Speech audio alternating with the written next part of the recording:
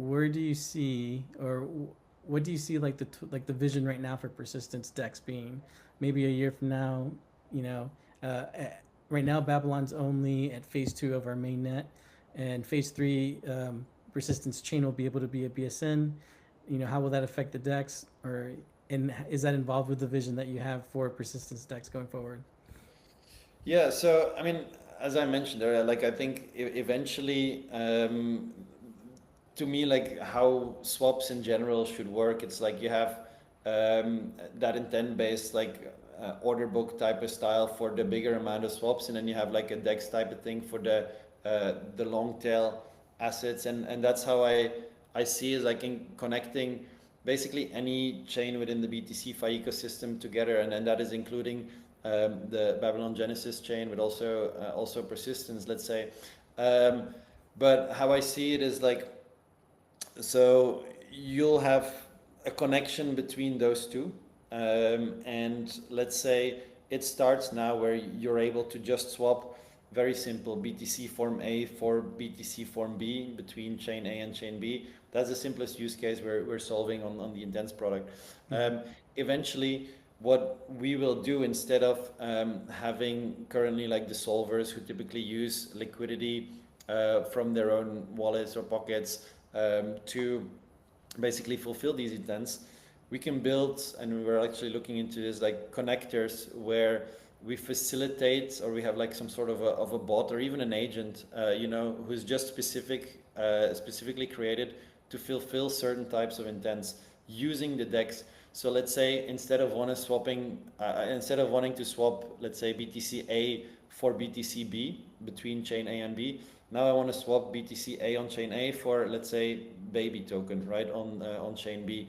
And what it will do, it will first use the most efficient route, which is going to be through BTC, through that intent, basically swapping still BTC A for BTC B, and then use the DEX for that final part of the trade. But the solver bot, or the agent that I'm talking about, that will actually be the one that says, okay, I will very quickly from the DEX make that swap for this user, and I'll fulfill him there, and I'll do like the reverse trade on my end.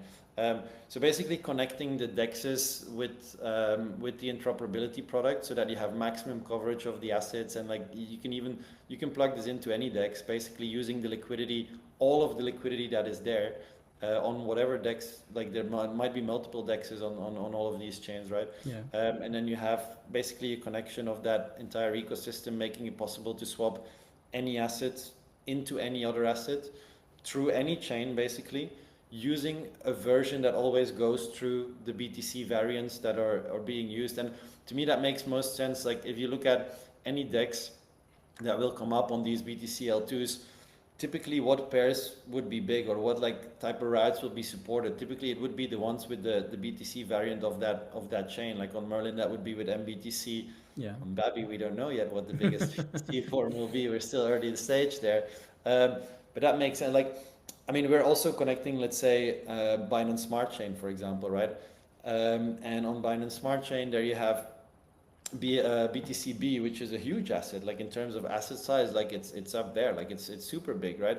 And a lot of the pools eventually with the DEXs that are on the Binance Smart Chain, those will be paired with BTC. So that will be a super efficient route, and only for that small part at the end. You don't need that efficiency anyway, so you can just use the DEX part for that. So I think kind of like it fits perfectly well together into that like end solution, but obviously you have to build the different parts kind of up together, which is perfect. While also you guys are still building, I think timing wise it works out. We're kind of stepping like alongside with you and growing with you guys, and then trying to figure this out.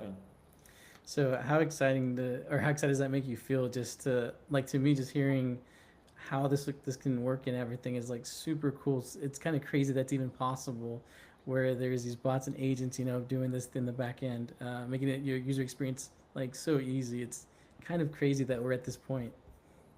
Yeah, man, like look, I think the agents have a completely different discussion, but man, like I think that's the way it's gonna go, especially if you have like something like Intense, which is actually perfect for agents, because they can continuously do work in the background to figure out like what's the best route. They can learn, they can iterate, like they can connect to other stuff, they can use different wallets.